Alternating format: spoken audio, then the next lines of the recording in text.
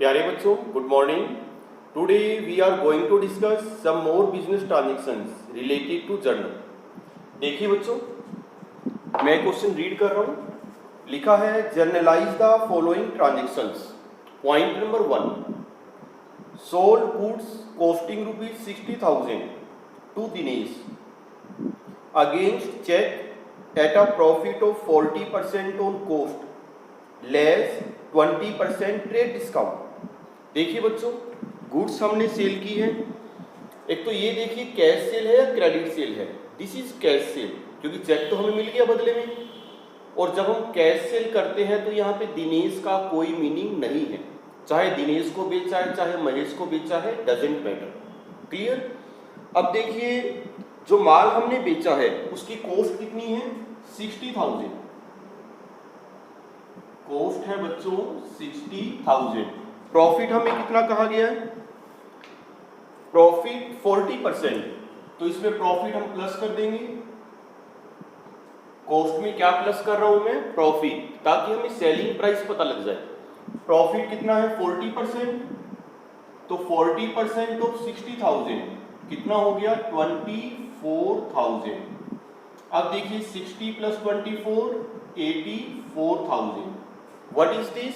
This is selling price. ठीक है बच्चों। आगे लिखा है eight a profit of 40% on cost less 20% trade discount. तो ट्रेड डिस्काउंट हम इसमें से लेस कर देंगे। How much? 20%। अब आपको पता होना चाहिए कि ट्रेड डिस्काउंट हम जो कैलकुलेट करते हैं, it is calculated on MRP, list price, selling price. तो 20% हम जो कैलकुलेट करेंगे वो किसका करेंगे? 84,000 का, सेलिंग प्राइस का, लिस्ट प्राइस का। तो 84,000 का 20% अगर कैलकुलेट करें कितना हो गया? 16,800। लेस कर दीजिए, देखिए कितना रह गया? 7 और 67,200। चेक करिए, कैलकुलेशन ठीक है? 67,200। यस, ये स्टोरी है। अब बच्चों, आपने एक दो बातों का ध्यान रखना है।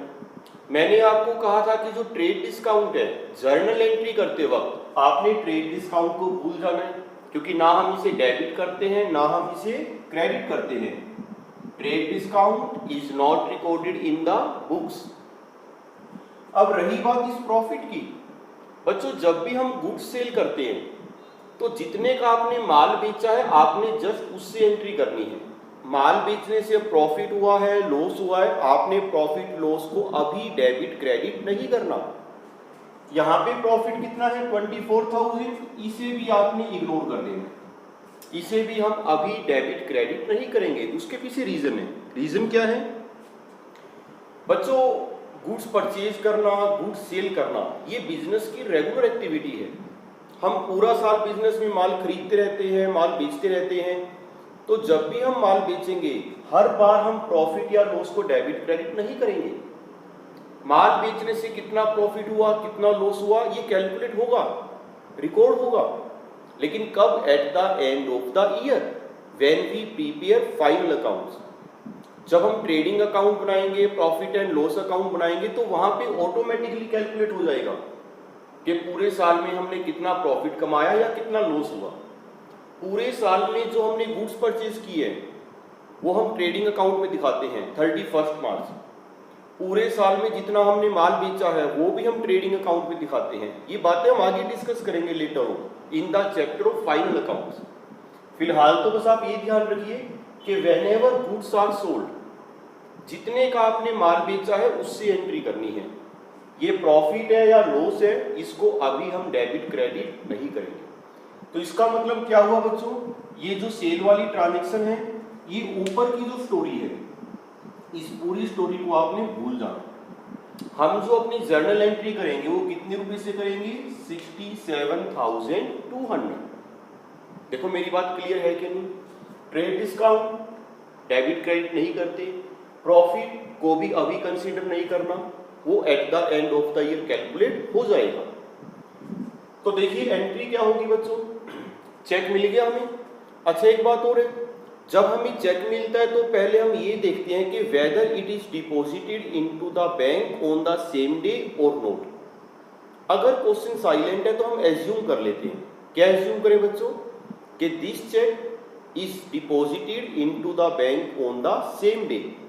मैं एज्यूम कर रहा हूं कि चेक सेम डे हमने बैंक में डिपॉजिट करवा दिया, बल्कि आप नीचे एक नोट भी दे देना कि क्वेश्चन साइलेंट है, हमने एज्यूम कर लिया। तो क्या एंट्री करेंगे? बैंक अकाउंट डेबिट, चेक मिला है, आपने बैंक में डिपॉजिट करवा दिया तो हमारा बैंक बैलेंस बढ़ जाएगा। एसेट है बैंक अकाउंट, एसेट जब बढ़ती है डेबिट, तो bank account debit with rupees 67,200। हमें चेक कितने का मिला है? 67,200। और क्रेडिट किसे करेंगे? आप समझ गए होंगे, sales account. You know very well, sales account is always credited whenever goods are sold, whether sold for cash or on credit, doesn't matter। देखिए बच्चों, क्वाइट सिंपल। ये वर्किंग नोट आपको बनाना पड़ेगा और ये हमारी जर्नल एंट्री, नरेशन आप लिख सकते हो। अब देखिए साथ में इसमें एक बात और कही गई है, लिखा है एंड पेड कैरीज ₹500। बच्चों अभी एक दो दिन पहले मैंने आपसे डिस्कस किया था, एक होता है carries inward, means carries on purchase, एक होता है carries outward, means carries on sale. बच्चों कई बार हम कैरीज परचेज पर देते हैं, कई बार हम कैरीज सेल पर देते हैं। कैरीज का मतलब होता है भाड़ा, परचेज के टाइम भी कई बार भाड़ा देना पड़ता है, सेल के टाइम भी कई बार भाड़ा देना पड़ता है। कैरेज ऑन परचेज और कैरेज ऑन सेल दोनों हमारे बिजनेस के लिए क्या है? Expense. Carriage on purchase is also known as carriage inward, पहले बताया था एक बार, and carriage on sale is also known as carriage outward. अब यहां पर जो हमने कैरेज पे किया है, this is carriage on sale, this is carriage outward. कितना कैरेज पे किया है बच्चों? 500। ब्रैकेट में क्या लिखा है? Not to be charge from the customer, customer से नहीं चार्ज करना। इसे कौन बियर करेगा? हम बियर करेंगे। तो एंट्री क्या होगी देखिए, कैरीज आउटवर्ड अकाउंट हमारे लिए क्या है? एक्सपेंस, अभी मैंने बताया था। और एक्सपेंस को क्या करते हैं? डेबिट। जर्नल एंट्री होगी कैरीज आउटवर्ड अकाउंट डेबिट। कितना पे किया है? 500। डेबिट क्यों किया? Because it is an expense, हमने बियर करना है, कस्टमर से नहीं चार्ज करेंगे। और क्योंकि हमने पेमेंट की है तो कैश अकाउंट पर इफेक्ट पड़ेगा, cash account will be credited because cash balance is decrease. Cash asset है, बैलेंस कम हो गया। तो एंट्री होगी carriage outward account debit to cash account. ये दो जर्नल एंट्री होगी फॉर फर्स्ट पॉइंट। देखो बच्चों क्लियर है या नहीं है? आगे चलें, नेक्स्ट पॉइंट देखिए बच्चों। इस क्वेश्चन में 4 पॉइंट्स हैं और सारे ही पॉइंट वाकई अच्छे हैं, डिस्कस करने लायक। सेकंड पॉइंट पर आ जाइए।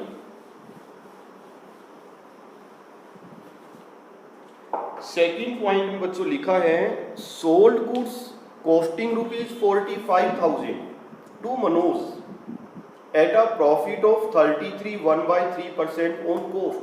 Again we will have to prepare a working note.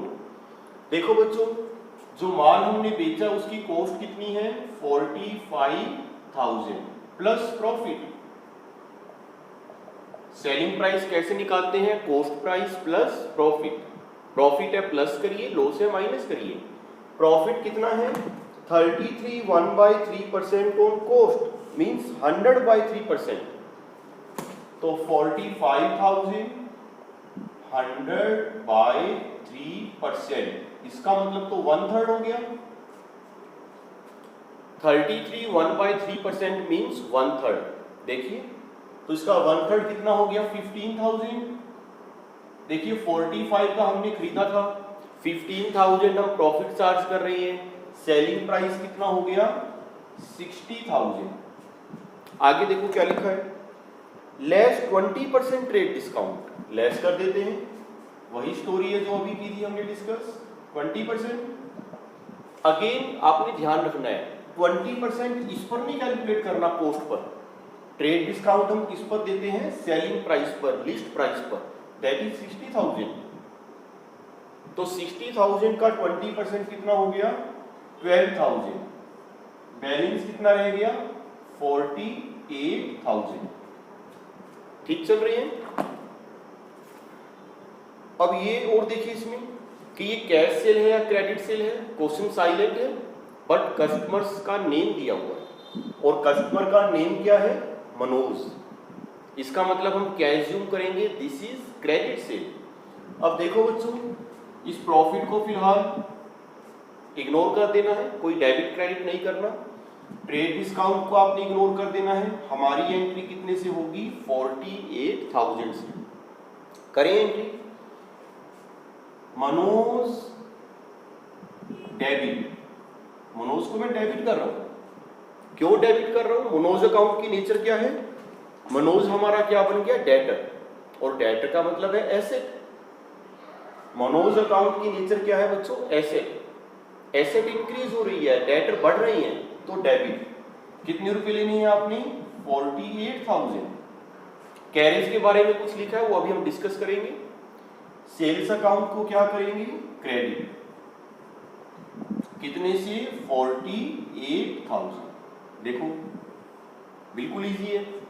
अब आगे पढ़ते हैं क्या लिखा है। लिखा है एंड पेड कैरेज। अगेन हमने कैरेज पे किया है। This is also carriage outward. Carriage on cell कितना पे किया है 400 और ब्रैकेट में जो लिखा है वो वेरी इंपॉर्टेंट है। ब्रैकेट में क्या लिखा है to be charge from the customer. मतलब भाड़ा हम दे देंगे 400 रुपए, दे भी दिया, लेकिन अल्टीमेटली से बियर कौन करेगा कस्टमर यानी कि मनोज। जो 400 की हम पेमेंट करने जा रहे हैं, अब पेमेंट हमने करी है, अल्टीमेटली वो बियर कौन करेगा मनोज। अब देखिए क्या एंट्री होगी। कैश अकाउंट पर बच्चों इफेक्ट पड़ेगा, बिल्कुल पड़ेगा, पेमेंट की है हमने तो कैश तो हमारा कम हो गया। कैश अकाउंट को क्या करेंगे क्रेडिट। रीजन आप समझ गए, एसेट है, एसेट कम हो गई। अब डेबिट किसे करें, ये सबसे इंपॉर्टेंट है। सोचिए बच्चों which account should be debited. थोड़ी देर पहले मैंने अभी कैरेज आउटवर्ड अकाउंट को डेबिट किया था, लेकिन अब यहां पर कैरेज आउटवर्ड अकाउंट को डेबिट नहीं करना क्योंकि हमने तो बियर ही नहीं करना। ये 400 रुपए की हमने जो पेमेंट की है 400 की हमने पेमेंट की है, ये 400 हमने लेने किससे है मनोज से। मनोज बियर करेगा। ब्रैकेट में क्लियर लिखा है to be charge from the customer. तो डेबिट किसे करेंगे मनोज को। अगेन मनोज एसेट है, डेटर है, डेटर इंक्रीज हो रही है। कुल मिलाकर हमने मनोज से कितने रुपए लेने हैं देखिए 48,000 यहां पे था, 400 यहां पे है, टोटल हमने कितना लेना है 48,400। आप ऐसे भी कर सकते हो बच्चों, अलग अलग एंट्री पास करने की बजाय we can pass single journal entry. Manoj debit to sale account 48,000 to cash account 400। तो टोटल आपने इससे कितने लेने हैं 48,400। इंपॉर्टेंट बात यह है कि कैरेज आउटवर्ड अकाउंट डेबिट करने की जरूरत नहीं है क्योंकि हमने बियर नहीं करना। पेमेंट कर रहे हैं हम नो डाउट, लेकिन अल्टीमेटली बियर कौन करेगा मनोज। अल्टीमेटली हमने लेने किससे है मनोज से। तो देखो बच्चों दोनों ट्रांजैक्शंस में फर्क है। कुछ भी एग्जाम में लिखा हो सकता है to be charge from customer या not to be charge from customer. तो रीड क्वेश्चन केयरफुली। आगे चलते हैं। थर्ड पॉइंट अच्छा पॉइंट है, थर्ड पॉइंट भी।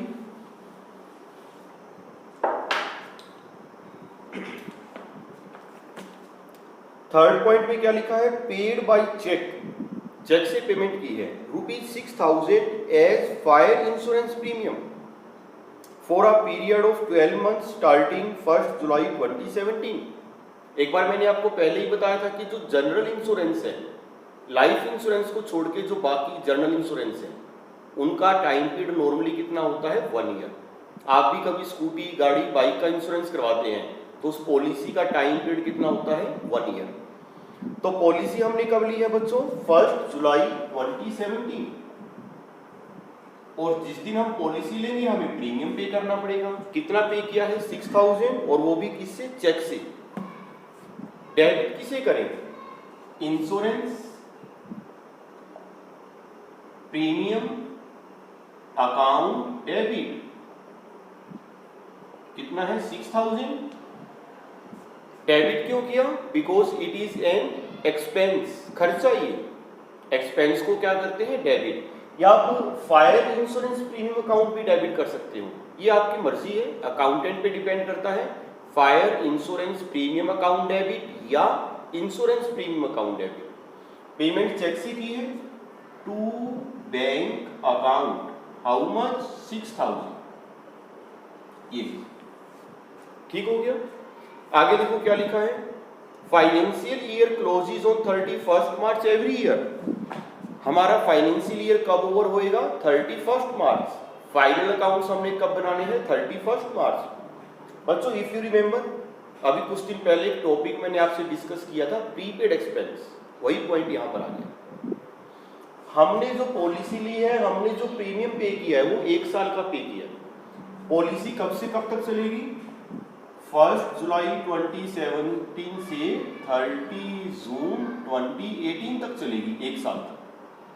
लेकिन अपना करंट ईयर कब खत्म हो रहा है? 31 मार्च 2018। यहां से लेके यहां तक 9 months related to current year, यहां से लेके यहां तक 3 months related to next year. इसका मतलब ये निकलता है कि जो ये 3 मंथ्स है, अप्रैल मई जून, आपने अगले साल की पेमेंट भी अभी कर दी, प्रीपेड। टोटल हमने प्रीमियम कितना पे किया? 6000। कितने मंथ्स के लिए? 12 मंथ्स। तो 3 मंथ्स का कितना हो गया? चेक करिए, 1500 हो गया। ये लीजिए 1500, this is prepaid. Out of insurance premium 6000 rupees 1500 is related to next year. तो 31 March 2018 at the end of the year we will have to pass an adjustment entry, जो आपको सिखाया था मैंने पहले। हम क्या करेंगे? इस अकाउंट में से 1500 अब कैंसिल करेंगे। ये गलत हो गया। 1500 कैंसिल क्यों करेंगे? क्योंकि वो करंट ईयर से रिलेटेड नहीं है, वो एक्सपेंस नहीं है। यहां से 1500 कैंसिल करके एक नए अकाउंट में डालेंगे, that is prepaid insurance account, जो कि एसेट है। देखिए क्या एंट्री होगी, prepaid insurance account debit 1500 to insurance premium account 1500। देखो बच्चों, पहले इंश्योरेंस प्रीमियम अकाउंट डेबिट था, आज मैंने इसको क्या कर दिया? क्रेडिट, क्योंकि इसमें से 1500 मैंने कैंसिल कर दिए, एक्सपेंस कम हो गया। एक्चुअल में करंट ईयर का एक्सपेंस कितना है? केवल 4500। तो 1500 यहां से कम कर दिया और किस में डाल दिया हमने? प्रीपेड इंश्योरेंस अकाउंट में। इस अकाउंट को डेबिट क्यों किया? Because it is an asset. Asset है, एसेट इंक्रीज हो रही है।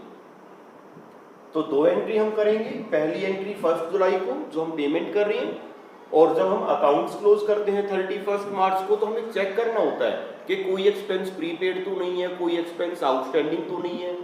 अगर है तो उसके लिए हमें एडजस्टमेंट एंट्री करनी पड़ती है, जो आपको फाइनल अकाउंट्स के चैप्टर में भी सिखाई जाएगी। ठीक है बच्चों, अच्छा पॉइंट था। अब देखिए लास्ट पॉइंट लिखा है, spend ₹300 for refreshment of a customer. कोई कस्टमर है, दुकान पर आते हैं, चाय पानी पर, रिफ्रेशमेंट पर खर्च करना पड़ता है। कितना खर्च किया हमने? 300। देखो बच्चों, ये डिपेंड करता है, क्रेडिट किसे करेंगे? Cash account, no doubt. Payment की हमने, कैश अकाउंट को क्या करेंगे? क्रेडिट। डेबिट किसे करना है? वो डिपेंड करता है। बुक्स में क्या किया हुआ है? बुक्स में लिखा है सन्ड्री एक्सपेंस अकाउंट डेबिट। बिल्कुल ठीक है, सन्ड्री एक्सपेंस अकाउंट डेबिट 300। अगर हम रिफ्रेशमेंट पे थोड़ा बहुत खर्च करते हैं, बहुत ज्यादा खर्च नहीं करते, तो उस एक्सपेंस का अलग से हमें हेडिंग बनाने की, अलग से अकाउंट खोलने की जरूरत नहीं है। मैंने पहले भी आपको कहा था कि जो छोटे मोटे एक्सपेंस होते हैं उन सबको हम एक ही अकाउंट में डालते हैं, that is sundry expense account, या फिर आप मिसलेनियस एक्सपेंस अकाउंट भी कह सकते हैं, एक ही बात है।